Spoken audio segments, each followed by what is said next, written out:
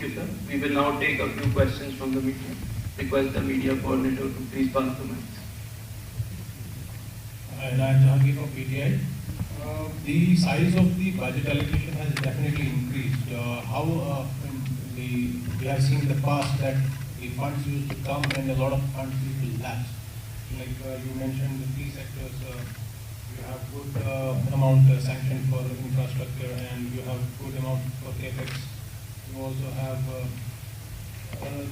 decent amount for social sector. Does this unitary trade administration has the capacity to spend these amounts within the budget? And that has been one. The second addition, because it relates to the power sector, you have said that the rates have not increased, but a lot of consumers in Kashmir are getting electricity at flat rates, not at meter rate, and those rates have gone more than doubled in the last 1 year. How do you address that? देखिए, एक तो expenditure का जहाँ तक सवाल है, जो 4 साल 5 साल का ट्रैक रिकॉर्ड है, पहले की तुलना में एक्सपेंडिचर हमारा काफ़ी बढ़ा है, और जो बजट में प्रोविजन है वो पूरी तरह से खर्च हो जाए, इसका पूरा प्रयास हम लोग करेंगे। और मुझे उम्मीद है कि पिछले परफॉर्मेंस को देखते हुए मैं कह सकता हूँ कि उसे खर्च करने में हम सफल होंगे। दूसरा, पावर सेक्टर में जो आपने कहा ये सच है, मैंने जिम्मेदारी से वो बात कही कि 3 साल में कोई बढ़ोतरी नहीं हुई। अगर होती तो वो आपके ध्यान में आता, रेगुलेटरी कमीशन हमको जाना पड़ता। फ्लैट रेट में वृद्धि हुई है। अब ये सच है कि कुछ लोगों को पहले से ज़्यादा पैसा देना पड़ रहा है, उन लोगों को भी कुछ लोगों को पैसा देना पड़ रहा है जो पिछले कई वर्षों से पैसा नहीं दिए। तो अगर लोड का वेरिफिकेशन पीडीडी कर रहा है तो आप दे रहे हैं 200 रुपया और चला रहे हैं 3 AC, तो उनको तो थोड़ा ज़्यादा देना पड़ेगा। ये भ्रामक प्रचार करके मैं समझता हूँ कि कुछ लोग इस बात को फैलाने की कोशिश कर रहे हैं कि पावर टैरिफ बढ़ा दिया गया है। Sir, here. My name is Farhad. I am from ETV, sir. The budget document also shows that there has been increase in liabilities also compared in the last 5 years. For example, in 2019 to 20, it was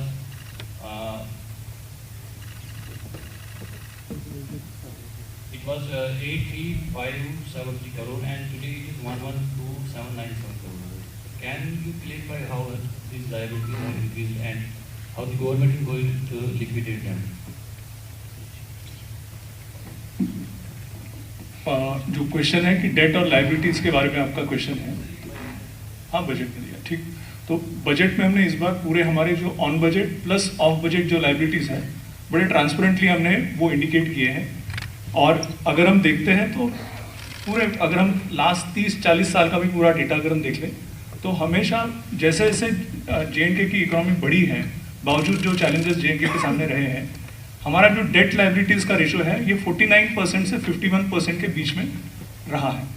इस साल भी जैसे हम देख रहे हैं कि GSDP हमारा 2.63 लाख करोड़ है, 2.63 लाख करोड़ GSDP है, और डेट जो आपका है वो 1.12 जो आप फिगर बता रहे हैं। तो हमारा वो रेशो हमने मेंटेन करने की कोशिश की है।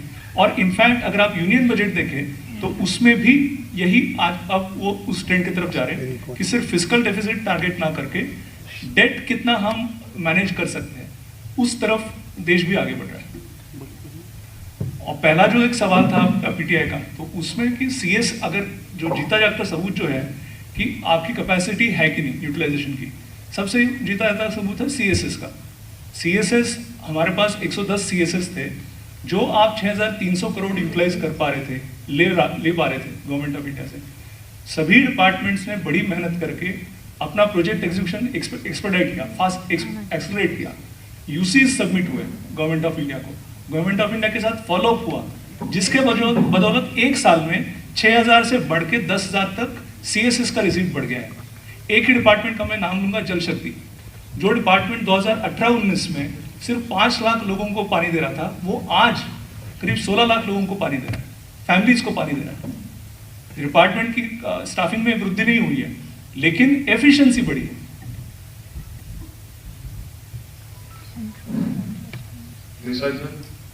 Afzal but from ANI।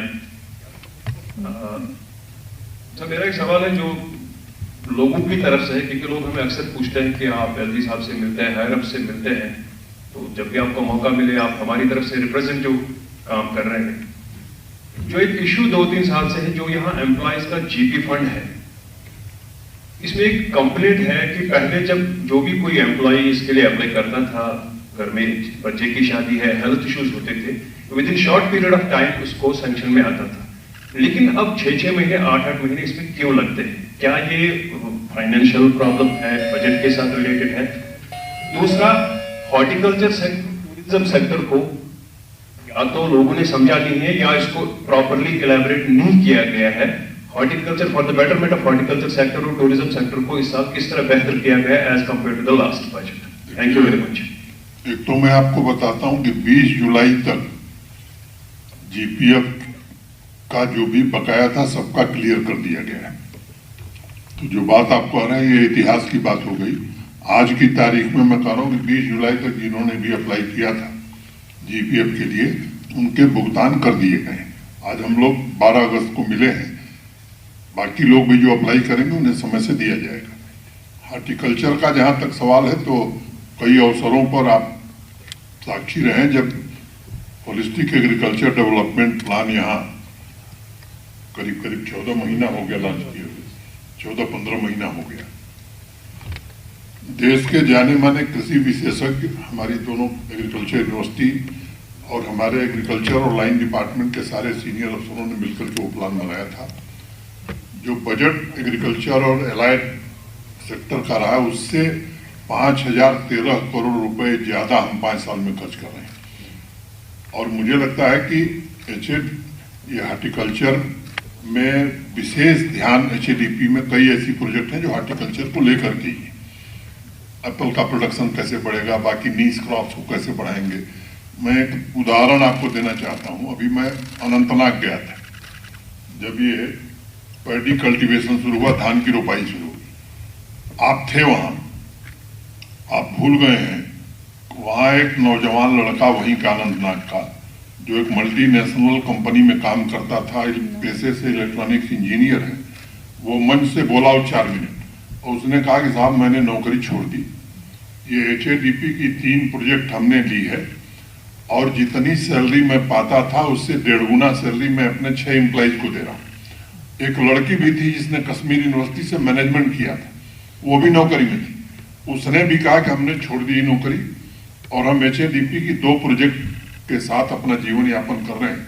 तो मुझे लगता है कि जो प्रयास हॉर्टिकल्चर सेक्टर में यहाँ हुआ है या एग्रीकल्चर और पूरे अलाइड सेक्टर में हुआ है, वो पूरी यहाँ की जरूरतों को ध्यान में रखते हुए, फाटर डिफिशियंसी है 40%, तो 5 साल के बाद 80% फाटर हमें अवेलेबल होगा। मिल्क डेफिसिट से मिल्क सरप्लस स्टेट हम कैसे होंगे, हॉर्टिकल्चर प्रोड्यूस में हमारा उत्पादन कैसे 2.5 गुना बढ़ेगा, मीट हम इंपोर्ट करते हैं उसमें किस तरह से हम सेल्फ सफिशिएंट हो सकते हैं। तो ये कई प्रोजेक्ट लिए गए हैं और मैं जोर देके कह रहा हूँ कि शायद देश के कम जगह इस तरह से एग्रीकल्चर और अलाइड सेक्टर पर काम हुआ है। अभी हाल ही में ICAR के DG रहे डॉक्टर मंगला राय, देश के जाने माने एग्रीकल्चर साइंटिस्ट हैं, प्रोफेसर दलवई, ये दोनों लोग आए थे। वो समय समय पर कैसी चल रही हमारी प्रोजेक्ट और उसकी प्रगति क्या है, इसको भी आकर के किसानों से मिलते हैं। और उन्होंने कहा कि साहब हम लोग देश के कई राज्यों के साथ काम कर रहे हैं, जैसी प्रगति जम्मू कश्मीर में है देश के किसी राज्य में नहीं। दूसरा सवाल, अब टूरिज्म, मुझे भाषण देना पड़ेगा कितना। टूरिज्म में विशेष रूप से पिछले 4-5 वर्षों में जो संख्या है वो आप देख रहे हैं किस तरह से बढ़ी है। हॉस्पिटैलिटी और होटल इंडस्ट्री को जो हमारी न्यू इंडस्ट्रियल स्कीम थी उसमें इंडस्ट्री का दर्जा देने के कारण ढेर सारे नए इंफ्रास्ट्रक्चर क्रिएट हुए हैं। और इस शांति और सुरक्षा के कारण भी हर होटल वाले ने 1 या 2 नया होटल बना लिया। और आपको मालूम है ढेर सारे इनिशिएटिव लिए गए हैं, उस पर ज्यादा मैंने समय नहीं जाया करना चाहता हूँ, और भी साथी ये सवाल पूछना चाहते हैं। तो प्रशासन हमारा पूरी तरह से सचेष्ट है कि जम्मू कश्मीर की दिशा क्या होगी और किन सेक्टर पर विशेष ध्यान होगा। सर मैं आसिफ न्यूज़ 24 से यूनिवर्सिटी। सर मेरे 2 सवाल है। एक तो जिस विषय पे प्रेस कॉन्फ्रेंस हो रही है इसी से जुड़ा हुआ है। दूसरा सिक्योरिटी सिचुएशन।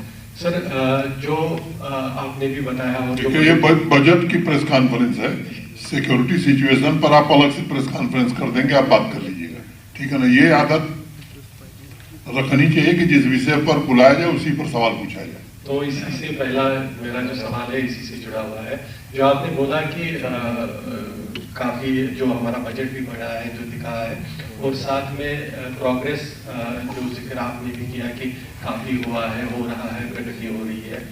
तो जैसा आप बताइए, आपको क्या लग रहा है? वही मैं सवाल मेरा वही है। मैंने कहा उसको छोड़ दीजिए, आपको क्या लग रहा है, प्रगति हो रही है कि पीछे जा रहे हैं? वही सवाल मेरा वही है। पहले अपनी राय बताओ यार। उसी में सर सवाल है मेरी राय। मैं अपनी एक्सपीरियंस आपको बता रहा हूँ, जैसा हम देख रहे हैं कि स्मार्ट सिटी बन रही है श्रीनगर में। पहले आप राय बताओ फिर सवाल पूछो। कई जगह प्रोग्रेस हो रही है, लेकिन कुछ इलाके नेग्लेक्टेड है, और उसी से मेरा जो सवाल है वो जुड़ा हुआ है। तो श्रीनगर जैसा हम देख रहे हैं कि स्मार्ट सिटी बन रही है, रोड्स वगैरह काफी इंफ्रास्ट्रक्चर बन रहा है, और कम्युनिकेशन जो है वो बहुत इंपॉर्टेंट है, जैसे सड़कें हैं या जिंदगी की जरूरत है, पानी है। तो हम अभी भी देख रहे हैं सर, हमने रिसेंटली कवर भी किया है, कई इलाकों में पानी को लेकर काफी ज्यादा दिक्कतें हो रही है। यहाँ तक कि श्रीनगर में जो बटवा हुई छोटा सा मतलब लाल चौक से 2 किलोमीटर की दूरी पर है, वहाँ पर भी पानी की क्राइसिस है। इसी तरह से जहाँ मैं रहता हूँ इलाका एयरपोर्ट के पास है, वहाँ पर भी पानी की क्राइसिस है। या पटन के साइड से भी हमने देखा पिछले दिनों काफी हुआ था। दूसरी चीज, सड़कें जो है कई जगहों पर मैग्नेमाइज नहीं हो पा रही है अभी भी। जो पहले हालत थी 1-2 साल से काफी खराब है सड़कों की हालत। अगर आप पर्टिकुलरली पूछना चाहिए, मैं अपने इलाके का बताऊंगा, काफी खराब सड़कें हैं, एवरी एयरपोर्ट के बिल्कुल पास में है। तो क्या मेरा सवाल जो है, अब इसमें आ रहा हूँ, क्या ये इस वजह से है कि इतना पैसा आने के बाद भी, या जो वर्क हो रहा है उसके बावजूद कई इलाके रह रहे हैं, क्या ये इसकी वजह से है कि जो हमारे पास वर्किंग पीरियड है वो कम होता है क्योंकि यहाँ पे सर्दियाँ आती है, बर्फबारी होती है, या जो प्रशासन है वो पूरी तरह से यूटिलाइज नहीं कर पाते हैं सारे फंड्स को जो पैसा सारा आता है?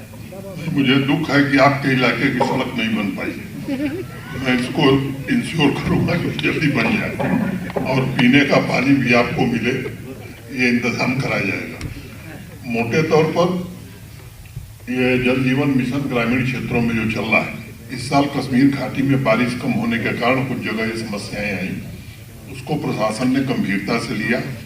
टैंकर से पानी पहुंचाया गया वहां जहां पानी नहीं मिल रहा था। शहरी इंफ्रास्ट्रक्चर जो पुराना बना हुआ है उसमें भी सब एक साथ हम बना देंगे ऐसा दावा हम नहीं कर सकते, लेकिन उसे भी दुरुस्त करने की कोशिश हो रही है। मैं उम्मीद करता हूं कि ये ठीक ढंग से हम कर पाएंगे। जहां तक सड़कों का सवाल है, मैं कह सकता हूं कि पहले से अगर कंपेयर करेंगे तो मैग्नेमाइजेशन 3 गुने से ज्यादा हम लोग करते हैं। कुछ अब हर जगह हो जाएगा। एक तो डिफेक्ट लाइबिलिटी पीरियड होता है हर सड़क का। कोई सड़क बनी है तो 5 साल उस पर फिर मरम्मत का काम नहीं हो सकता है। वैसे ही मैग्नेमाइजेशन के लिए भी प्लान बनाता है आरएनबी या पीडब्ल्यूडी, जो डिपार्टमेंट आप उसको कहते हैं। पिछले साल ही अगर उस सड़क का मैग्नेमाइजेशन हुआ है तो इस प्लान में नहीं होगा। किसी विशेष परिस्थिति के कारण वो सड़क डैमेज हो गई है तो वहाँ के लोगों की जरूरी अपेक्षा होगी कि उसका भी मैग्नेमाइजेशन हो, लेकिन आरएनबी की पॉलिसी में वो नहीं आएगा। आपने जिस सड़क का ध्यान दिलाया है, मैं आरएनबी को निर्देश दिया जाएगा कि आप पत्रकार लोगों की सड़क और पानी न ठीक रहे, ये हम कैसे अफोर्ड कर सकते हैं।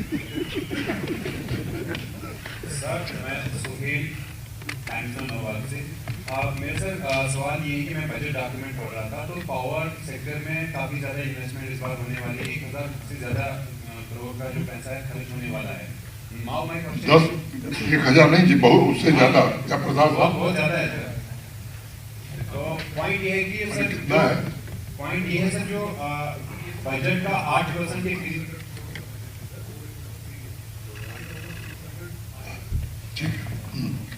बजट का 8% पावर परचेज में जाता है।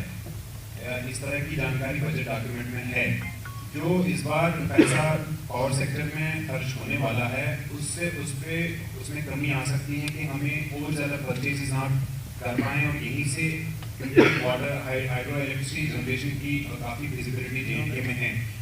उसको एक्सप्लोर किया जा रहा है। 1 सेकंड जो हमेशा से विंटर्स में कश्मीर में और समर्स में जून में इवेंट्स रहती हैं एफसी क्राइसिस की, जो पैसा खर्च होने जा रहा है इसमें किस तरह का एक्सपेंडिचर होगा? क्या लाइन जो ट्रांसमिशन नेटवर्क्स है उनको बेहतर किया जाए या और कुछ चीज़ें हैं जो आप थोड़ा सा बताइए कि इसमें किस तरह का जो है प्लान है गवर्नमेंट का, ताकि जो इंफ्रास्ट्रक्चर है पावर डेवलपमेंट डिपार्टमेंट का वो बेहतर हो जाए, पर्टिकुलरली इन और अलग एरियाज जो दूर दराज के इलाके से। देखिए, ट्रांसमिशन और डिस्ट्रीब्यूशन सेक्टर में पिछले 4-5 वर्षों में काफ़ी अच्छा काम हुआ है और 4 साल पहले की जो स्थिति थी एग्जैक्ट परसेंटेज वाइज हमारे सेक्रेटरी साहब बताएंगे, लेकिन ट्रांसमिशन और डिस्ट्रीब्यूशन दोनों कैपेसिटी हमारी काफ़ी बड़ी है।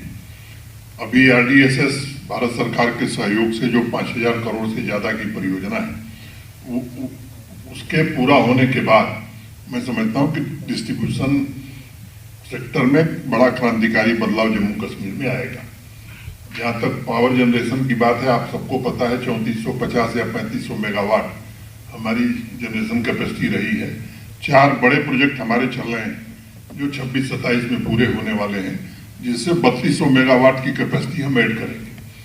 और भी पावर परचेज के कई एग्रीमेंट सोलर पावर और बाकी हमारे PDT डिपार्टमेंट ने किया है, उसका बेनिफिट भी हमें मिलने वाला है।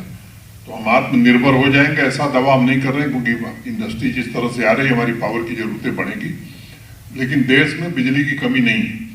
हम अपना ट्रांसमिशन और डिस्ट्रीब्यूशन नेटवर्क ऐसा बना के रखना चाहते हैं कि 24/7 हम लोगों को बिजली दे सकें, अगर लोग पैसा देंगे तो।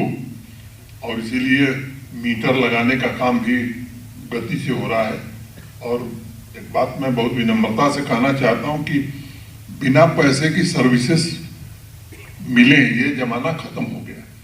पहले पावर यूटिलिटी जो भारत सरकार की थी या बाकी देश में थी, वो स्टेट गवर्नमेंट्स को या यूटी को उधार में भी बिजली दे देती थी।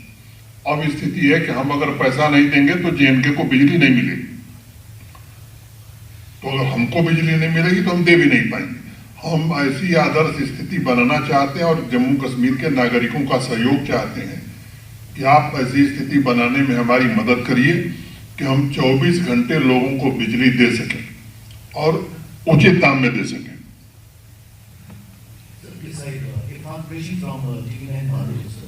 Sir, you talked about the legacy culture and challenges JNK have faced. I just want to know to what extent UT government has been successful in curtailing the culture of overdraft and off-budget borrowing, and what are the plans in that context? तो जो आपका सवाल था कि हुंडी और overdraft के बारे में था, तो जो प्रयास हुए हैं लास्ट 2-3 साल में, तो 2022-23 से हमने हुंडी का जो कल्चर था वो पूरी तरह से बंद किया है। 2022-23 और 2023-24 में 1 भी रुपए की हुंडी 31 मार्च को इशू नहीं हुई है। उसी तरह से ऑफ बजट बोरिंग वाली जो बात थी, हमने ट्रांसपेरेंटली पूरा ऑफ बजट बोरिंग हमारे बजट बुक्स में अब ले लिया है, जैसे मैंने थोड़ी देर पहले कहा। और साथ ही ऑफ बजट बोरिंग जो टोटल हमारा जो स्टॉक था, हम अब ऑफ बजट बोरिंग कोई भी कुछ ले नहीं रहे, हमारा इस वजह से स्टॉक अब नीचे जा रहा है। जो ऑफ बजट बोरिंग थी वो भी हम रीपे भी कर रहे हैं हर साल, और क्योंकि हम ले नहीं रहे इसलिए हमारा स्टॉक कम होते जा रहा है। आखिरी जो किस्त होगी ऑफ बजट बोरिंग की वो हम 2026-27 के नवंबर में कंप्लीट करेंगे। तो 2026 के नवंबर में आखिरी किस्त ऑफ बजट बोरिंग की दी जाएगी। तो हमारा स्टॉक अब नीचे आ रहा है बड़ी तेजी से, क्योंकि हम ले नहीं रहे और साथ में रीपे भी स्पीडीली कर रहे हैं। हर साल ऑलमोस्ट 6 से 7 हज़ार करोड़ सिर्फ ऑफ बजट बोरिंग हम रीपे कर रहे हैं एक साथ।